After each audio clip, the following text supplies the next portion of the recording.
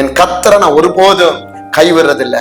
என் கர்த்தர் தான் எனக்கு எல்லாமே, என் இயேசு தான் எனக்கு எல்லாமே, அவற்றை தான் எனக்கு சமாதானம், அவற்றை தான் விடுதலை, அவர் தான் என் கண்ணீரை மாற்றுகிறவர், அவர் தான் என் துக்கத்தை ஆற்றுகிறவர், அவர் தான் என் வாழ்க்கையில அடுத்த கட்டத்துக்கு என்னை கொண்டு போறவர் சொல்லி நீங்க யாரெல்லாம் நம்பி இந்த வார்த்தைகளை பாக்குறீங்களோ, கர்த்தர் நிச்சயமா இந்த வார்த்தைகள் நீங்க கேட்டுட்டு இருக்கும் பொழுது கர்த்தர் அநேக கட்டுகளை கர்த்தர் உடைச்சிட்டாரு. அநேக அற்புதங்களை நீங்க பாக்குறது மாத்திரமல்ல, கர்த்தர் உங்களை கொண்டு பெரிய காரியத்தை செய்வாரு. ஏன்னா ஓசியா கழுதில் தீர்க்கதரிசன புத்தகம் 12வது அதிகாரம் எடுத்து வாசிங்க. அதுல 6வது வசனத்தை படிங்க. இப்போதும் நீ உன் தேவனிடத்தில் திரும்பு, தயவையும் நியாயத்தையும் கைக்கொண்டு இடைவிடாமல் உன் தேவனை நம்பிக்கொண்டிரு. இப்போதும் நீ உன் தேவனிடத்தில் திரும்பு. இதுவரைக்கும் உன் தேவைக்காக வந்திருக்கலாம், இதுவரைக்கும் ஏதாவது ஒரு ஆதாயத்துக்காக வந்திருக்கலாம், இதுவரைக்கும் ஏதோ ஒரு சூழ்நிலைக்காக வந்திருக்கலாம். இந்த வார்த்தையை பார்த்துட்டு இருக்கிற என்னுடைய அன்பு சகோதரன், அன்பு சகோதரி, தேவனுடைய பிள்ளைகள் எல்லாருக்கும் கர்த்தர் சொல்றது, நீ இடைவிடாமல் உன் தேவனை நம்பிக்கொண்டிரு. உன் வாழ்க்கையில எந்த சூழ்நிலை நடந்தாலும், எப்பேற்பட்ட துன்பங்கள் வந்தாலும், எப்பேற்பட்ட கண்ணீரின் பள்ளத்தாக்களை கடந்து போக வந்தாலும், வனாந்தர பாதைகளை கடக்க நேரிட்டாலும், நீ இயேசுவோட இருந்தா தான் அந்த சூழ்நிலையை கர்த்தர் மாற்ற வல்லமை உள்ளவர். ஒருவேளை டாக்டர் உங்களுக்கு மாறி சொல்லி இருக்கலாம், வியாதியால நடக்க முடியாம இருக்கலாம், படுத்த படுக்கையா இருக்கலாம். 38 வருடமாய் படுத்த படுக்கையா இருந்த ஒரு திமிர்வாதக்காரனை ஏசப்பா சொன்ன ஒரு வார்த்தையில நடந்தது.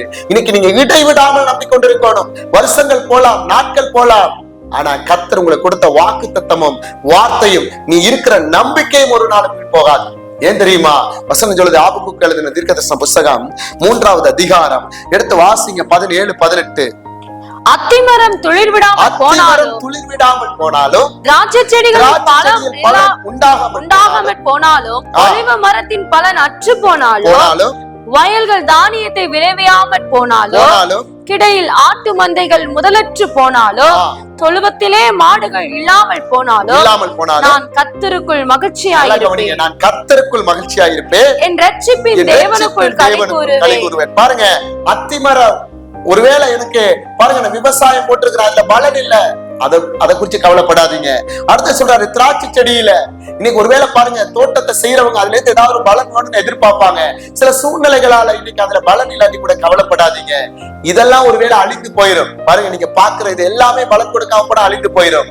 நீங்க கர்த்தர் மேல வச்சிருக்கிற நம்பிக்கை நீங்க உறுதியா இருந்தால் இதை ரெட்டத்தனையாய் கர்த்தர் மாற பண்ண கர்த்தர் வல்லமை உள்ளவர். இந்த மழை காலங்கள்ல இந்த நெல் விதைக்கிறவங்களை பாருங்க, இன்னைக்கு வயல்ல சில டைம்ல அதிகமா மழை வந்துச்சுன்னா அவ்வளவு போயிடும். எவ்வளவு கண்ணீரோட இருப்பாங்க, அதுக்காக எவ்வளவு செலவு பண்ணிருப்பாங்க. ஆனா ஆண்டவர் அவங்க நம்பி உண்மையா இருந்தால் இன்னைக்கு கவர்மெண்ட் மூலமா கூட கர்த்தர் கதவுகளை திறந்து அவங்க இழந்ததுக்கு ரெட்டத்தனையா கொடுக்கிறார். இன்னைக்கு நம்ம ஒரு இடத்துல நம்பிக்கை மட்டும் விடாம, இடைவிடாமல் இயேசப்பாவை நம்பிட்டு இருந்தோம்னா, ஒருவேளை கணவன் ரட்சிக்கப்படல, மனைவி ரட்சிக்கப்படல, பிள்ளைகள் தவறுதலான பாவத்துல இருக்கிறாங்க, என் குடும்பம் மாற்றம், எந்த சூழ்நிலை வேணாலும் இருக்கலாம், நீ இடைவிடாமல் இயேசு எனக்காக செய்வார், நீ ஜெபத்திலையும் கண்ணீர்லையும் உபவாசத்திலையும் நீ விசுவாசத்தோட இருந்தால், மேல பாருங்க இந்த 17வது வசனத்துல சொன்ன எல்லாம் இல்லாம போனாலும் நீ கர்த்தருக்குள்ள பாருங்க மகிழ்ச்சியா இருந்தால், அடுத்த வசனம் சொல்லுது 19 படிங்க. ஆண்டவராகிய கர்த்தர் என் பலன், அவர் என் கால்களை மான்களை போலாக்கி உயரமான ஸ்தலங்களில் நடக்க பண்ணுவார். நீ முன்னாடி இருக்கிறது எல்லாம் இழந்தா கூட, உன் வாழ்க்கையில எல்லாம் இழந்து நீ கண்ணீரோட இருந்தா கூட, நீ பாருங்க கர்த்தரை நம்பி இருந்தால் அவர் உனக்கு பலனாயிருந்து உன் கால்கள் அப்படின்னா, இன்னைக்கு மான ஓடுறதை யாராவது பிடிக்க முடியுமா? எவ்வளவு வேகமா ஓடும். அந்த மான் கால்களை போல உன் குடும்பத்தை எல்லா ஆபத்துக்களுக்கும் விலக்கி கர்த்தர் திரும்பவும் விழுந்த இடத்துல அவர் எழும்பி நிக்க பண்ண கர்த்தர் வல்லமை உள்ளவரா இருக்கிறாரு. திரும்ப உன் தலையை உயர்த்த கர்த்தர் வல்லமை உள்ளவரா இருக்கிறாரு. அதால இன்னைக்கு நம்மள கர்த்தரை நீங்க என்ன செய்ய, இடைவிடாமல் நம்பிக்கொண்டிருங்க. சூழ்நிலைகள் மாறட்டும். ஒருவேளை நீங்க ஒவ்வொரு நாளும் துன்பத்தை அனுபவிச்சுட்டு இந்த வார்த்தைகளை பார்த்துட்டு இருக்கலாம், கண்ணீரோட இந்த வார்த்தைகள் பாருங்க நீங்க பார்த்துட்டு இருக்கலாம், உங்களோட வாழ்க்கைய கண்ணீரோட கடந்து போயிட்டு இருக்கலாம். ஒருவேளை கடன் பிரச்சனை கழுத்து வரையும் வந்துருச்சு, ஒருவேளை இதுவரைக்கும் என் பிள்ளைக்கு திருமணம் ஆகலாம், எந்த சூழ்நிலையா இருக்கட்டும், சூழ்நிலைக்காக கர்த்தரை நம்பி வராதீங்க. தேவன் தான் எனக்கு எல்லாமே, இயேசுதான் எனக்கு எல்லாமே, இயேசுதான் எனக்கு எல்லா காரியத்தை செய்ய முடியும். நான் மரித்ததுக்கு அப்புறம் எனக்கு இன்னொரு வாழ்க்கை இருக்கு, அந்த நித்திய ஜீவன் இருக்கு. நான் பாருங்க திரும்ப ஏசப்பாவோட கூட இருப்பேன்னு சொல்லி அந்த விசுவாசத்தோட வாங்க.